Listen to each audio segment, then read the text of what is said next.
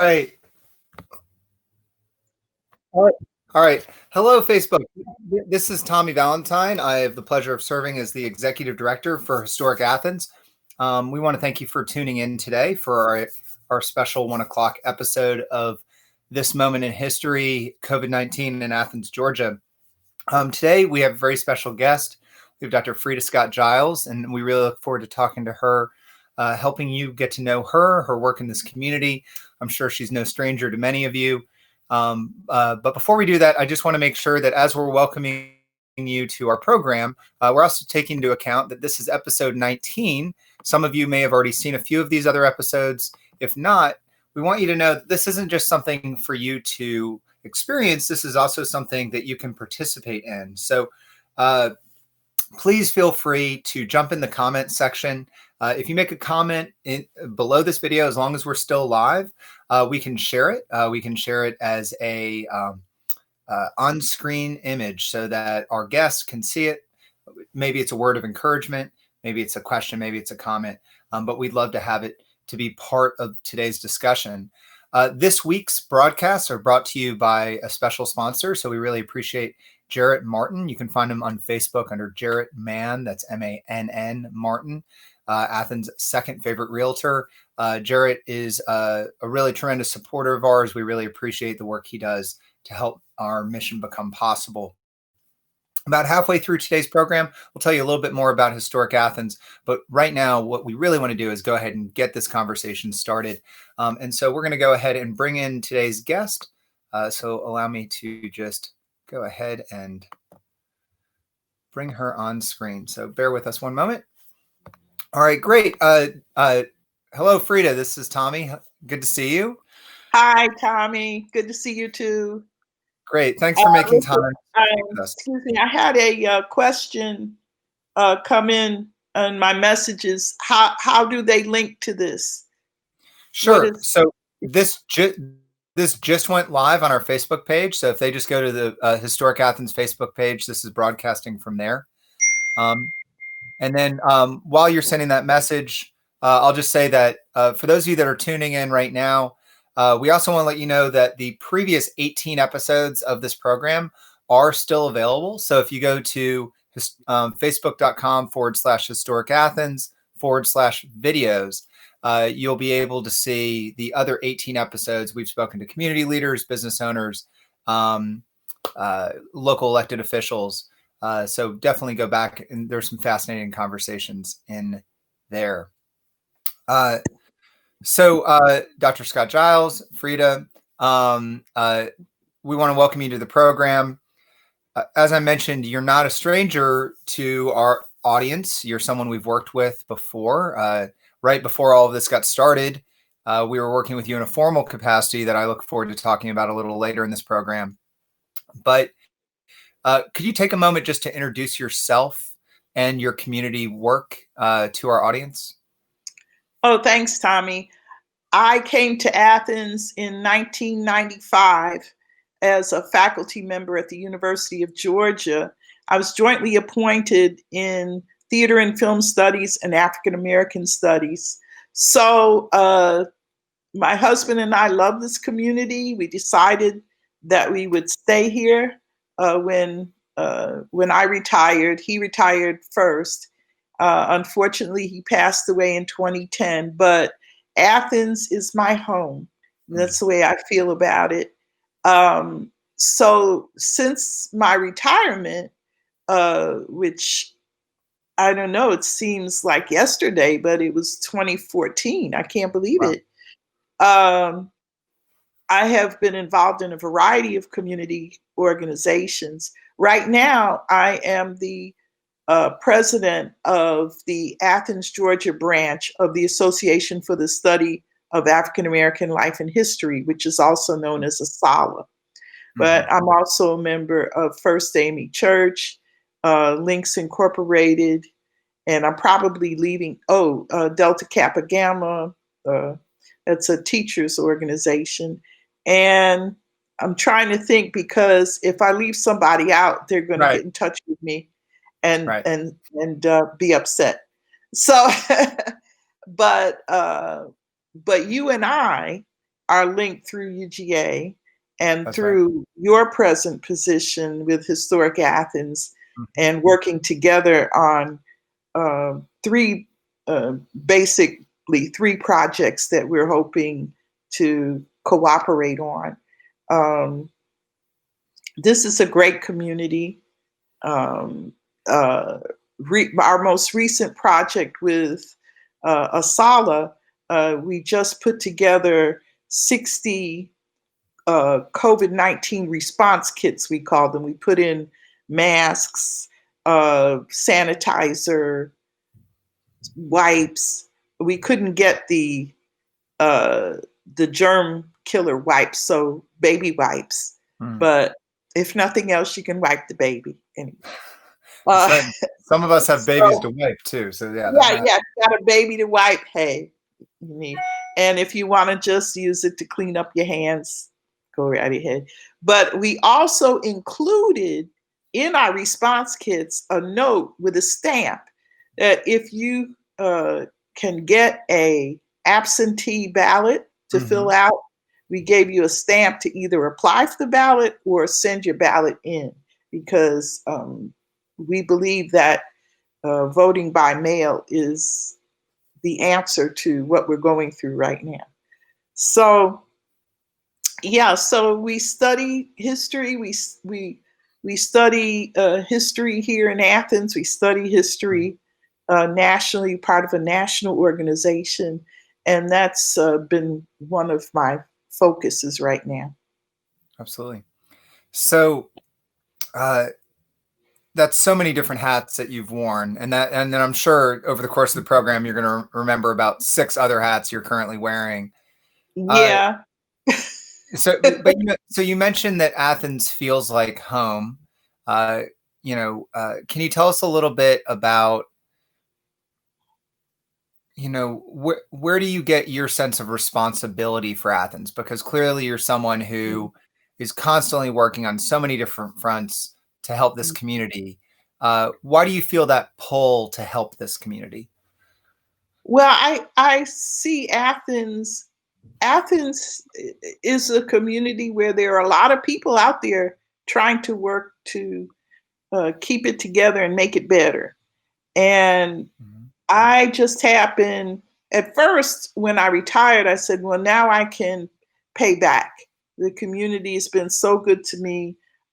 My friends here, couldn't ask for better friends in the whole world. Um, and so I said, how do I give back? And that's how I got involved in these different things, wanting to do whatever I could do. Um, Mhm. the first thing I found out, though, is you can't fight on all fronts. You have to kind of Mm. hone it down to what you think you can handle, Yeah. and try to work on that. Everybody has to choose a front to fight on. But I see Athens as a community that is striving Yeah. to keep its responsibilities as a community to each other. And here we present ourselves as being responsible to each other. And that is a blessing. Yeah. Frida, you're someone who has a background in dramatic arts and in theater. Can you talk to us a little bit about how that's linked with your community work? I mean, what's the through line between drama and community? Yes. Theater has been most of my adult life. Mhm. And that I directed a number of productions when I was at UGA. And also, I've directed at Town and Gown. And because I believe that theater is a great link between Town and Gown. Mhm. And that's always been a meaningful part of what I hoped to do. Um, Most recently, uh, I directed a staged reading of the book Citizen. It's a book of poetry by Claudia Rankin. Mm. And we had a great time with that, just doing it for the community for free. and it was a wonderful performance. And just having that opportunity uh, uh, was a great one for me. I'm trying to remember um, the name right now. You know how senior moments happen? I'm having one where there's a name I want to mention and it's not coming to Yeah, me. that's okay. But My senior moments kicked in around the time I was 20, so I no, that's not so. uh, Not so. um But I anyway, yeah, theater has been to me, I think, an important. That's one of my anxieties. right. When is the theater going to come back? If it comes back, what's it going to be? How are we going to get it to the people? Mhm. Um, it's been around for over 30,000 years, so I don't think it's going to go away. But there's going to be some changes, at least for a while. And Right. I'm just hoping that it comes back. The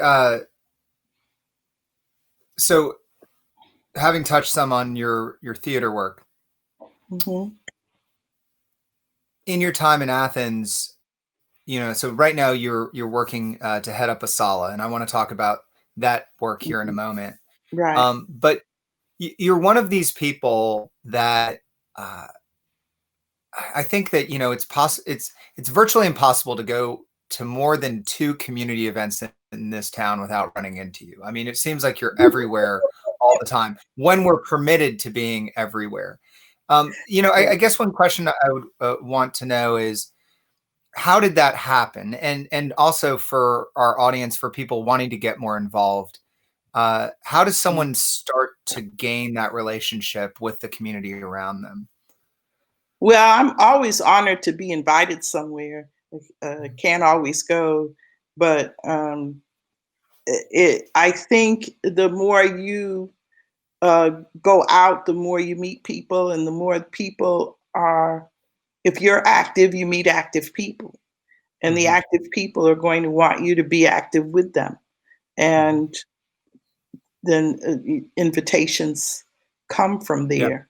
So I've always been very fortunate. And I think being in the theater for so long at UGA, I became more visible through the productions. And so people got to know me through that. And then um, people started asking me to things and to participate things in things.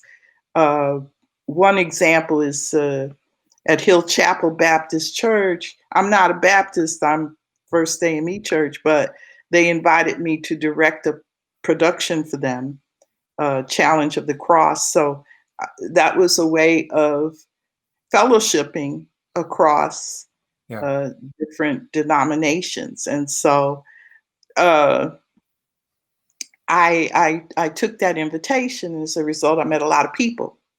So that became a, a good way. So I would say if you want to get involved with this community, it is the easiest thing to do because there's so much going on here. And when this is over, people will find a way to get back to these things. Mhm. Um, and just if nothing else, open your flagpole and look and see what's going on.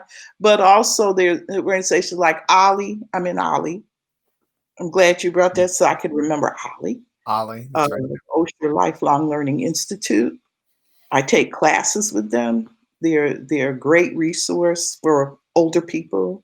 Uh, Athens Area Council on Aging. Mhm. Um, they are wonderful outreach resource. So just look around you. It's like uh, picking up a rock off the ground and finding out it's a diamond. There's so much here. Right. That's another beautiful thing about this community. If you're bored, it's your fault. Other than other than being, stuck in the house, I Right. understand that. Right now, stuck in the house, but there is outreach. Um, Right before this all got started, your organization and our organization was getting started an initiative to draw together all the various local historic organizations here in Athens. and try to get started on certain projects. I know we've talked about doing a consolidated event calendar for all local historic events. We've talked about a consolidated Athens historic map where someone could visit and have easy access to every formally recognized and informally recognized, and even some no longer present historic sites in Athens. Mm-hmm. And then also we've talked about doing some sort of symposium. Now, those were very exciting discussions. We're so thrilled that we were able to hold several, some in-person meetings, now virtual meetings, working with you and our intern Dion. But it was so abrupt, right in the midst of all of this, as we were getting some momentum, this hit. And so what I want to ask you as we tilt towards talking about COVID-19 is, how did that door slamming shut affect your community work, your ability to go out? Can you talk to us a little bit about the limitations it's placed on you? Well, I don't know if I discovered Zoom or if Zoom discovered me, but Zoom has been a big factor and I still go to meetings because we have meetings on Zoom. I think I told you before, I have wonderful, marvelous friends who I meet Fridays on Zoom who keep me lifted up and who I can talk about whatever I feel like talking about too. So that's been a resource. And to be frank, I've been glad to be home, just to take stock, to try to catch up on things that I let go by being away from home so much, and also to think through, try to think through where we go from here with the other people in the organizations that I belong to. So I think we can look at it that way, as a period of thinking through and taking stock and thinking about the future. So yeah, I know that some of the first substantive conversations I first had with you years ago came through visiting First AME, and I know that that's an important part of your life. We're very excited. Reverend Hart is going to be a guest on this program in a later episode, so we're really excited about that. Okay, you got to get some dad jokes. Oh, good. I'm ready. I'm ready. I'm ready. No, we I'm very fond of Reverend Hart, very fond of your church. Was fond of it before I came to this position, and then in coming to this position, we found out that your church pays an annual dues to be a member of this organization, which is a really incredible gesture on behalf of your historic church. I know that church is very important to you. What is it like to be a member of that church during a time of social distancing? I think the response from our church, the blessing is that we have so many active and committed people in the church. Our food bank has been kept open. I'm not part of that, but I admire them so much. They've kept the food bank going. Instead of people coming in for the food, they pack it up and they put it out the window, so this minimizes the distance. The social distancing, it makes it work. Pastor Hart is a great believer in community involvement. So we have a connection to, it's called Family Promise now. It used to have another name, but we've sheltered homeless families in the church, and along with a network of other churches.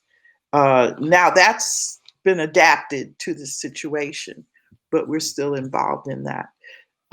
So we have a number of people in the church who are using their faith and our faith to connect and reach out to the community. Mhm. So that's one of the things that I love best about this church. Yeah. Um, like other churches, we're all getting a little older and long in the tooth and hoping that a younger generation will come and, uh, you know, push us out of the way and move forward.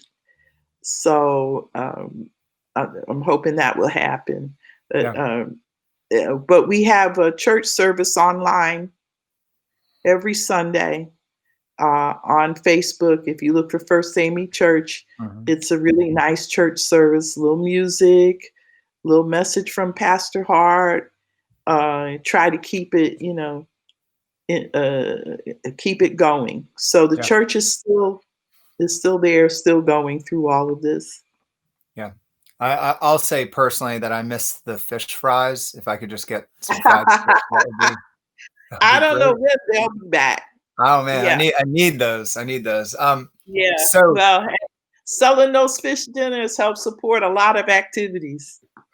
that's good. Well, then it's a win-win because it's Yeah. also very good fried fish that I can walk to from my house and get. So Freda, one question we've been asking our guests has been how did this emerge in your life? And by that I mean, almost each person we talk to has a different timeline when they first started hearing about coronavirus, when they Mm. remember it starting to kind of creep into their life, and when it really started to affect the work they do. Can you tell us a little bit about how you remember that coming about? Certainly, early in March. Now, this I had planned this trip for several months to go see my brother, my sister-in-law, and my niece and my great niece. Um, so I went to DC, Mhm. and just at that time, they were saying DC, there's this virus, and I was learning a little bit about what was going on. I think maybe there had been mention before early March, but I don't remember much about it before then. So uh, I left DC and came back here just before the stuff hit the fan. Mhm. Uh, and uh, I was so glad to be back, but I was a little concerned because I had been in DC, I'd been on the plane, and so I sort of started quarantining myself Mhm. even before we had the official word, because I was worried about exposure. And then I think it was March 11th when we had the shutdown, I think. Mhm. Yeah. Uh, and I had come back just at that time. So so I said, okay, this is all for the good. I'm shut in, shut down, and I can be sure that I'm not helping this thing to move along. Yeah. So ever since then, I've been in the self quarantining mode with most of my friends, and uh, just appreciating that I made it back home before things got really intense in Washington. So, uh, What let's what is Frida, what has been the most challenging part about sheltering in place and about quarantining? I have been used, well, first of all, to going out quite a bit because there's meetings and things of that nature. And going to the grocery store almost every day. I'm not great at, I was never one of those shoppers who made a list and went once a week and Mhm. did all that. I just say, oh, there's nothing in the fridge. I better go to the store. And so changing that and Mhm. making myself more conscious and aware of being in what I have to do while I'm in, and all of those things. So it's a change in consciousness and awareness, and being Mhm. in the vulnerable group uh, having that awareness that I have to be even a little more careful because I'm in the more vulnerable group.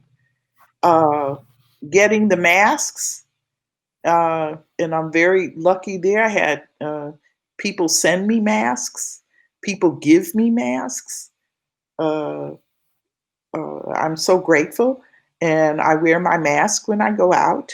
Not so much because it protects me from the virus, but it protects other people from me. I think that's the main thing about the mask. I wish more people would wear their masks. I told you I went out to Home Depot yesterday. I had to make that trip, and I was there. All of the staff had on masks, Mm-hmm. but most of the people, not even I would say half, most of the people walking around Home Depot had no masks. And I think a mask is an act of caring. Mm. A mask shows that you care about the people around you and you don't want any harm to come to them. So, so I urge everyone. This is where we are. This is what we're facing. This is what we have to do. Right. So wear a mask. If you want to wear the gloves, if you have them, the the latex gloves if you have them, or non-latex, whatever they're made of. But if you don't have it, okay, keep your hands clean as much as you can. Um, these are things, I think, these are acts of caring about your neighbor. And that's Mm. what we're supposed to be doing. We're supposed to care about each other. We're all, you know how on TV they tell us all the time, we're all in this together. Well, Yeah. it's the truth. We're in this together, whether you want to be in it again or not, whether you don't want to be in it. So let Yeah. us keep these things, take them to heart, put them in your mind. So, In addition, sorry, go ahead. mhm, go ahead. I'm done. Well, I was simply going to ask that, in addition to the ways that this has changed your routines, and Hmm. maybe posed a bit of a logistical challenge, I'm wondering Hmm. whether you've also experienced any kind of, I know many of us have, has this been psychologically trying, spiritually trying? I mean, how have you navigated those aspects of this? Oh, absolutely. Like I was telling you, I had anxiety about what is the future going to be. Hmm. Um, what is the future going to be for my family, for my niece, my great niece, my nephews, uh, nieces, the young people coming up, the babies coming up? What kind of world are we giving them? Now, that's a lot to think about. I can't change the whole world, but it's just a lot of anxiety about the future. Hmm. What's the future going to be with this? What's the future of me and my home as I grow older? Um, Hmm. so, one thing you have when you're alone at home, you have time to think. And uh, so sometimes the thoughts get pretty anxiety ridden. Hmm. Uh, but uh, fortunately, like I said, I have a network of people who are very supportive, and um, our church has kept on, Bible study. Just just as this thing started up, our Bible study went to the book of Job. Hmm. So Wow. you Yeah. think you got problems? No, I was gonna say I'd much rather be Job than it suddenly be in the book of Revelation, or or something about the Well, great that's plagues. that's where But some people think we're headed. I yeah, that's don't know right. about all that. I don't pretend to know any of those Yeah, things, but the idea is that we we move forward. right. We band together. We support each other. We move forward, whatever that forward is. I think if we try to rebuild our sense of, which I think in Athens is a good sense of neighborliness, Mhm. of association. Uh, if we try to rebuild or build that up. My heart was very, very sore when I learned about that young jogger in Brunswick, Mm, uh, the young man who was killed just because he went out jogging in his neighborhood as a black man. yeah.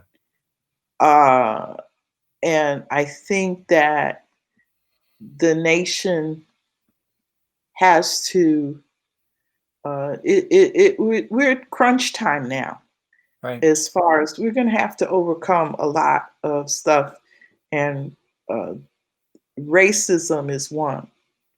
Uh, Frida, but mhm, I was going to say right before we went on air, we were mhm, having a conversation along these lines, and we were talking about the way that uh, COVID has revealed certain aspects of our society, but then mm, also that it poses an opportunity for us, mhm, perhaps, in terms of who we want to be at the end of mhm. this.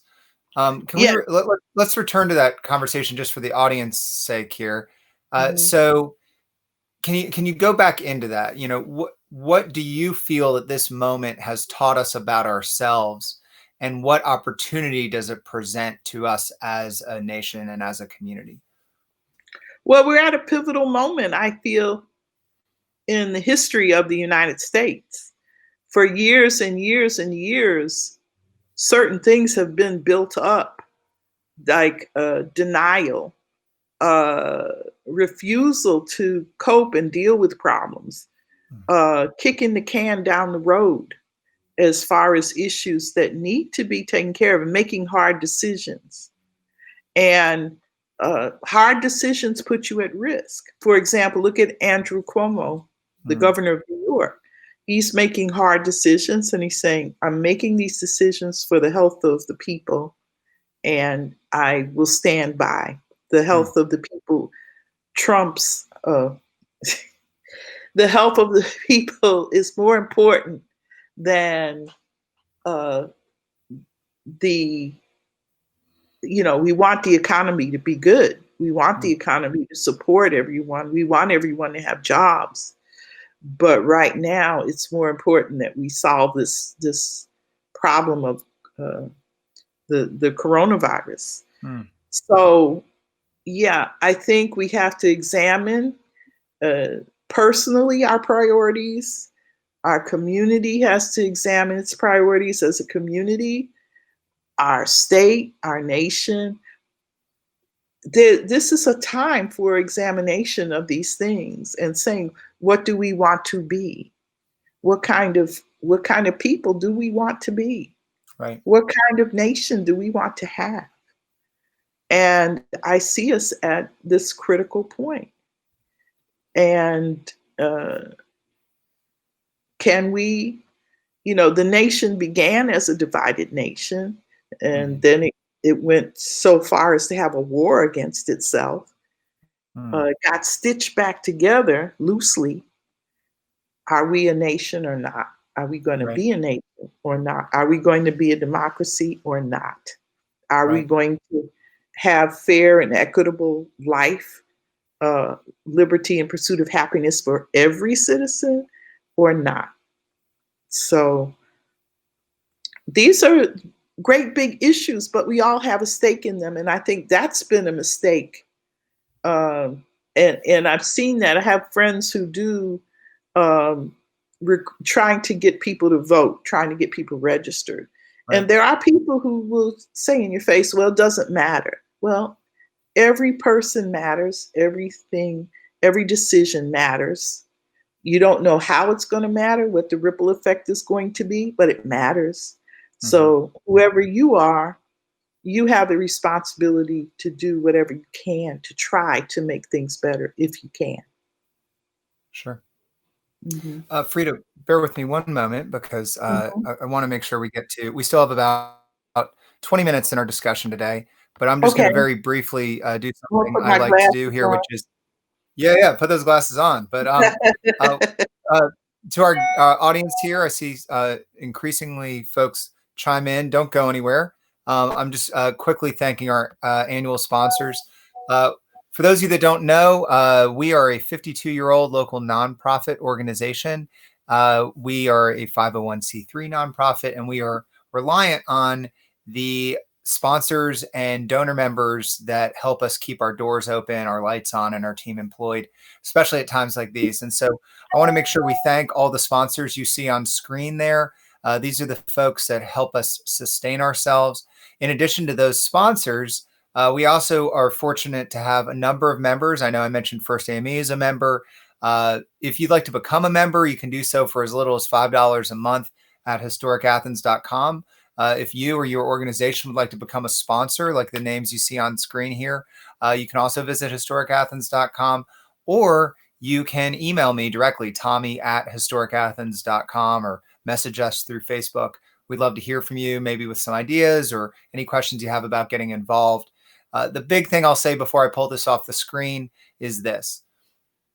I believe, and we believe, that communities perform best when they understand their past. You're best able to prepare for the future when you know where you've been, what you've done, the opportunities you've missed, but also the victories you've claimed. And we want to make sure that we, as Fred Smith tends to say, we want to make sure we're telling the whole story, and we need your support to do that.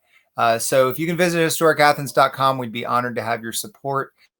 And of course, thanks again to this week's sponsor for this livecast series, Jarrett Mann Martin. You can find him on Facebook. He's a local realtor. He's fantastic. And we really appreciate his support. So I'm going to go ahead and pull that off screen, get back here to Freda and I. Freda, thank you so much for allowing us to thank our sponsors. Thank you. Can I put in a little commercial? Please, yeah, go for it. Yeah, ASALA, Association for Study of African American Life and History, is having on the 19th a Malcolm X birthday celebration. It's sponsored by the Atlanta branch. It'll be on YouTube. So if anybody wants further information on that, I'll get it for you. But they're planning a really lovely celebration, not just connected to Malcolm X, but to African American life and history. So Maurice Daniels, who was our first president, is going to do a presentation on his book about the integration of Georgia State University, and there'll be a little movie on that. And there's a lot of, spoken word, music, different things. So if you want further information, please contact me. Thanks. Absolutely. Thanks, Tom. Of course. And we love ASALA. We're big fans. ASALA, for those of you out there that may wish to do some research and find out about the celebration that Freda just shared, ASALA is ASALH, Association for the Study of African American Life and History. ASALH.org, and you can look it up. Founded over a century ago.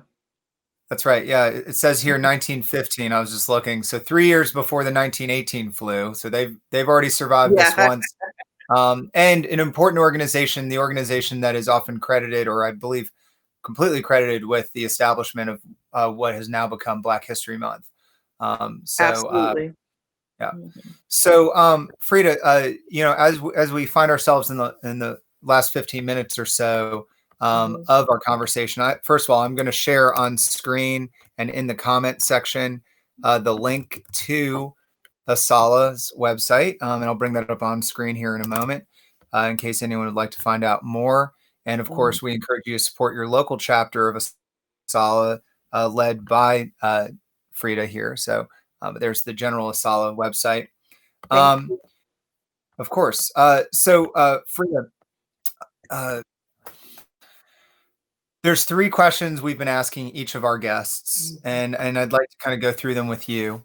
And then, whatever time we have left, we'll see where the conversation goes. But the first question I have for you is this. If somehow all of this were over tomorrow, every business we know and love was open again, we were free to go where we wanted, the way we were before, to the degree we were before, how would you spend tomorrow? Where would you go? What are the places most dear to you? Well, even though I do love my church dearly, and I would look forward to going to Sunday service, but Mhm. I would go to my wonderful. I have a core group of friends, and Mhm. I'm assuming that I'd be able to hug them and Mm. to say thank you. So uh, I that's where I won't start with names because then I'll leave somebody out and I get in Right. trouble. Uh, but every person I hope has a beloved community. Mm. I know your first community is your nuclear family, Mhm. so that's wonderful that you have them there. Uh, but I would go to my friend family Mhm. and fellowship with them.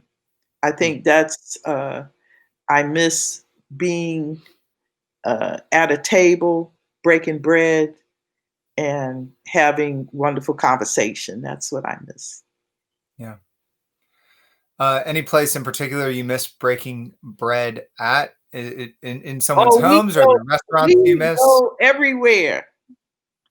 Uh, a couple of them, George's Low Country Table, Mhm. and and you know wherever seafood is sold. uh, Thinking now, we the last gathering we had was Square One, Mhm. uh, but we like to try restaurants and try new places. Um, and I hope that all those places will come back. Yeah. The locally owned and locally, as well as the chains. If you're a chain, I got nothing against you. I'm just hoping that everybody is capable and can come back. That'll be Yeah. a while. Mhm. But Uh, not going out, I don't care what the governor says. Um, I think it's too soon mhm. for everything to be open. That's my opinion, only my Yeah. opinion. But I'm going to just continue to shelter in place until I think it's safer. Yeah. Mhm. Freda, you know this intimately because we've talked about what our organizations do. You know that a component of what Historic Athens does is historic preservation. And one concern that we have about historic preservation is that a lot of times when you come out of a recession or when you come out of a large community challenge like this, Mm, frequently you see large scale development unfold almost like a coiled spring just popped. And that can lead to endangered historic places. Uh, One of the questions we've been asking our guests has been the following. Uh, if someone was to watch this 50, 60 years from now, what are some of your favorite historic places that you hope they can still attend or visit? mm, What are places that you hope that this community continues to preserve? mm. Well, there are a number of places. I am concerned about development. We see these huge apartment buildings going up that are really gigantic Mm. and built for the UGA students, not for the community. Um, and so there are people working on that too to make sure that Athens is a place where people can live reasonably, uh, who live here. Um, my own church, First AME Church, is a historic site. Um, so the preservation of that is something that we have a committee, Mm. our history committee is very committed to. Um, I'd like to give a shout out here to two people, Fred Smith, Mm-hmm. who does a lot for historic preservation Yeah. of communities of color. And uh, my first tour of historic Athens was with Miss Rosa Thurman, who took me Mm. on a little bus and pointed out where things were. One of the things years ago, I served on the board of the Morton Theater, Hmm. and I hope that the Morton Theater will always be there uh, as a very particularly significant historic site. Um, there are, uh, I'm sure that whoever you talk to will have a whole list, but I have particular specific love for the Morton Theater and for First AME Church, and there are a number of other sites. People in our organization are connected with Brooklyn Cemetery, Gospel Pilgrim Cemetery. Now, a cemetery, hey, uh, it's not a place you want to visit, but all the time.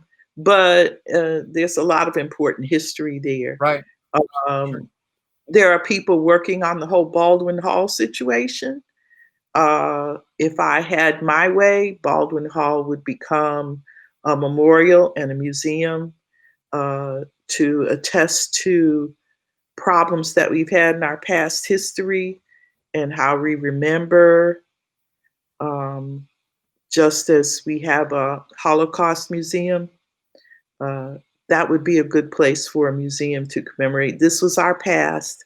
There was a lot of darkness in the past, Hmm. but we're turning that darkness into light.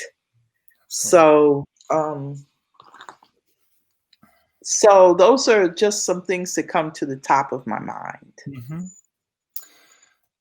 So the final question that we've been asking also concerns itself with future generations. So, at the conclusion of this series, when we finished all 55 episodes, Mm, our hope is to, and our plan is to compile this as a digital archive and contribute mm. it to local research institutions and libraries. We think there's a very good chance that some future researcher, maybe 100 years from now, could be watching this video. If someone is watching this video 100 years from now, what would you want them to know about this moment? That this is a moment of significance. It's a pivotal moment, a turning point moment. I have no idea of which way things are going to turn. I can't, I would hesitate to even predict that. But we were in the midst, and often when you're in a pivotal moment, you can't see too far in Hmm.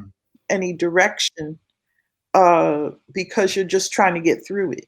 Right. Uh, this will be remembered the way the 1918 flu epidemic is remembered. Hmm.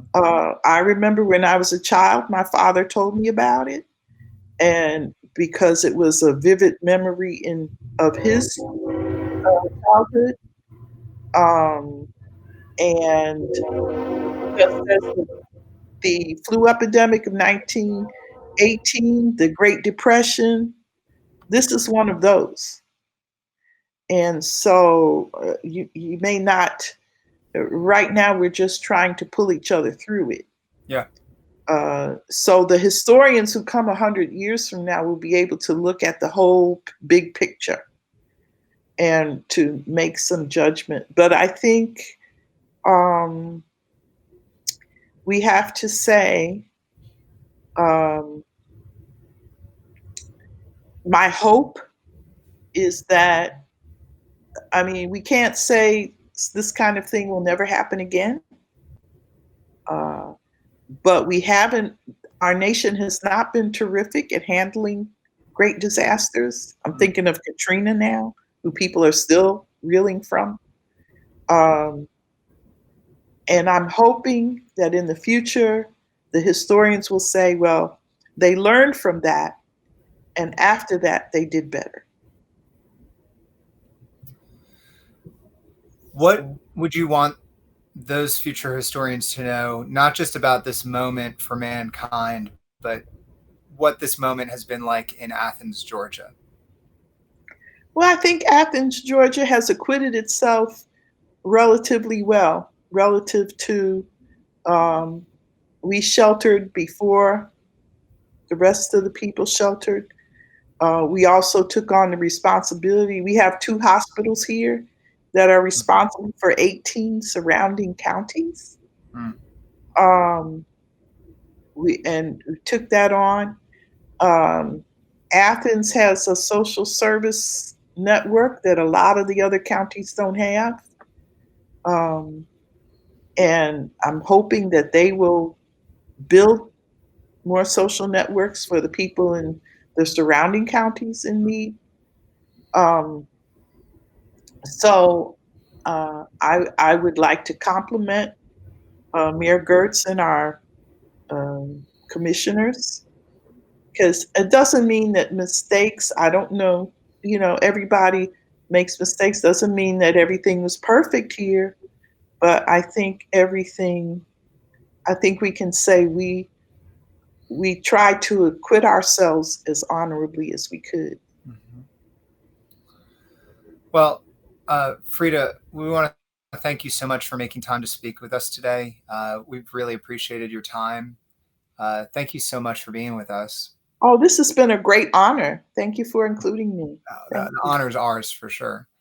Mhm. For those of you that make a habit of tuning in each day or would like to, tomorrow at 1 o'clock, we will be interviewing local community leader and legendary hip hop promoter and organizer, Montu Miller.